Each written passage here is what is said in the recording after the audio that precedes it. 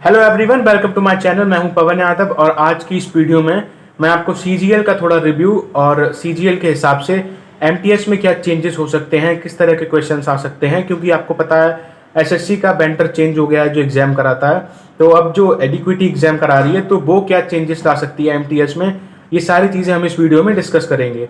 तो मेरे साथ के बहुत सारे बच्चों ने जो अभी एमटीएस में सेलेक्टेड हैं, मोस्टली सभी ने सीजीएल का एग्जाम दिया है, तो उन सभी के बेस पर मैं आपको बता रहा हूँ। मैंने उनसे भी पूछा कि क्या क्या चेंजेस हो सकते हैं एमटीएस के एग्जाम में, तो वो सब चीज़ें मैं उनसे बात करके सारी चीज़ें आपको बता रहा हूँ कि क्या क्या चेंजेस, किस तरह के क्वेश्चंस आ सकते हैं, क्या लेवल रहेगा, वो सारी चीज़ें मैं एक अंदाज़ा लगा रहा हूँ इस वीडियो में। आई होप आपको ये हेल्प करेगा। पहले मैं अपना आपको ब्रीफ इंट्रोडक्शन दे दूँ जो मेरे चैनल पर नए व्यूअर्स हैं उनके लिए। मेरा नाम पवन यादव है और मैं एसएससी एमटीएस से एज ए एमटीएस सेलेक्टेड हूँ और मुझे दिल्ली का एएसआई डिपार्टमेंट मिला है। सबसे पहले हम बात करते हैं सीजीएल के लेवल की, किस तरह के लेवल के क्वेश्चंस आए थे। तो ये डिपेंड करता है सेक्शन वाइज पे। जैसे मैं बात करूं मैथ्स और रीजनिंग की, देखो एमटीएस में मैथ्स रीजनिंग का इतना कुछ इंपॉर्टेंट नहीं है। आपको पता होगा मैथ्स रीजनिंग से सिर्फ क्वालिफाई आपको करना होता है, उससे कट ऑफ का कोई कनेक्शन नहीं है। तो मैथ ठीक थी सीजीएल के अकॉर्डिंग, मतलब ईजी थी लेकिन थोड़ा सा टाइम कंज्यूमिंग थी। और रीजनिंग तो अच्छी थी, अच्छी खासी आ रही थी, मतलब ईजी थी, ठीक ठाक बच्चे उसमें अटैम्प्ट कर रहे हैं। अब हम जो मेन चीज़ है उसकी बात करते हैं, जीके जीएस की और इंग्लिश की। तो देखो अगर जीके जीएस की बात करें तो एक जो नई चीज़ सबको पता होगी कि अब सीजीएल में स्टेटमेंट वाइज क्वेश्चंस भी आ रहे हैं और मोस्टली स्टेटमेंट वाइज क्वेश्चंस आ रहे हैं। तो ये नई चीज़ है, अभी तक ऐसा नहीं होता था। और इसके बाद हम एक चीज़ और, करंट अफेयर्स। तो देखो करंट अफेयर्स भी 2024-25 की मोस्टली आ रही हैं। मैं कोई इसमें क्वेश्चन रिवील नहीं कर रहा हूँ, मैं सिर्फ आपको एक आइडिया दे रहा हूँ इसके हिसाब से एमटीएस के एग्जाम में क्या चेंजेस आ सकते हैं। तो ओवरऑल अगर मैं बात करूं तो जीके जीएस सीजीएल में अच्छी खासी आ रही है, मतलब मॉडरेट टू टफ आ रही है। जिस बच्चे ने अच्छे से पढ़ा है शायद वही कर पाएगा। एक चीज़ और, आप कहते हो ना पीवाईक्यूज का क्या इंपॉर्टेंस है, अगर बेंटर चेंज हो गया है तो पीवाईक्यूज कितने इंपॉर्टेंट हैं, करने चाहिए या नहीं।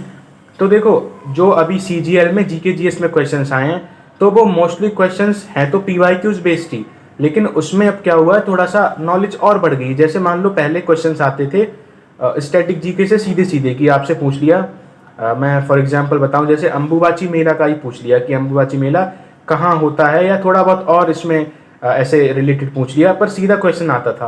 पर अभी क्या है, सीजीएल में उससे रिलेटेड 2-3 स्टेटमेंट दे दी, 4 स्टेटमेंट दे दी, उनमें से एक सही है, वो आपको टिक करना है।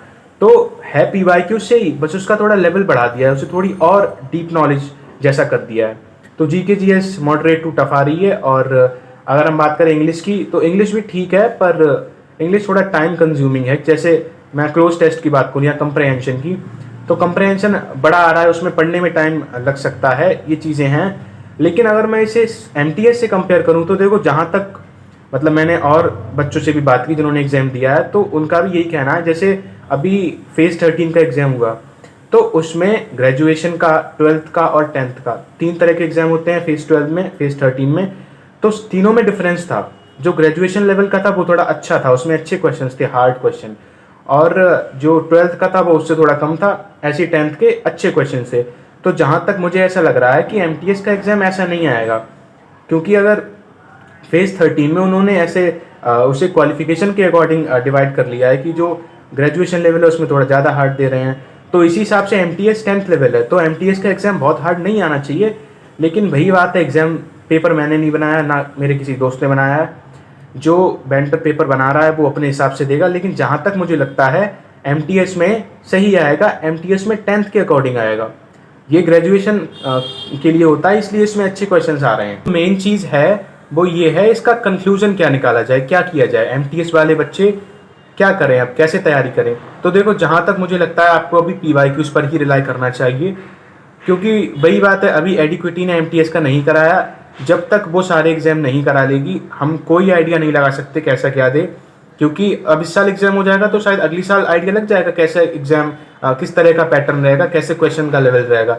लेकिन अभी अगर पहली बार है तो कुछ नहीं कह सकते। जहाँ तक मैं आपको बोल रहा हूँ आप पीवाईक्यूज करो, थोड़ा अगर डीप नॉलेज रखना चाहो तो कर सकते हो, आपको डेफिनेटली वो हेल्प ही करेगा। बाकी आप प्रैक्टिस पे बहुत ध्यान दो। और करंट अफेयर्स जैसा मैंने आपको बताया है कि किसी की मैराथन कर लेना, बहुत पीछे से मत पढ़ने लग जाना, सिर्फ टाइम वेस्ट करोगे उसमें। मैथ रीजनिंग पे इतना खास ध्यान मत देना, रीजनिंग अच्छे से कर लो। और मैथ थोड़ी बहुत भी आती है तो तुम क्वालिफाई कर लोगे। बाकी वैकेंसीज आपको पता है 8,000 के समथिंग हो गई हैं, जो कि बहुत अच्छी वैकेंसीज हैं, ठीक ठाक है, मतलब सिलेक्शन के चांसेस आपके बहुत हैं। तो हाँ, मैं आपको एक चीज़ बताना भूल गया, मैंने CGL का एग्ज़ाम नहीं दिया है, तो प्लीज़ कमेंट मत करने लग जाना कि मेरे कितने मार्क्स आ रहे हैं क्या है। मैंने ये एग्ज़ाम नहीं दिया है, मैंने जो मेरे दोस्त हैं MTS के उन सब ने दिया है, तो मैंने उनसे पूछ पाछ के जो भी चीज़ें हुई हैं उस हिसाब से ये वीडियो बनाई है। और मेरा इस वीडियो बनाने का यही मोटिव था। बहुत सारे ऐसे कमेंट आते हैं जो कन्फ्यूज़ ही हैं, उन्हें समझ ही नहीं आ रहा है, वेंडर चेंज हो गया, ये हो रहा है, वो हो रहा है, तो क्या करें भाई। तुम्हारे हाथ में कुछ भी नहीं है, कुछ मत करो, सिर्फ पढ़ाई करते रहो जितना तुम कर सकते हो। बाकी अगर हार्ड एग्जाम आता है तो वो सबके लिए आएगा, इजी आएगा तो ही वो सबके लिए आएगा, अच्छी बात है। तो चुपचाप बस मेहनत करते रहो, बाकी सब बढ़िया होगा। Thank you so much.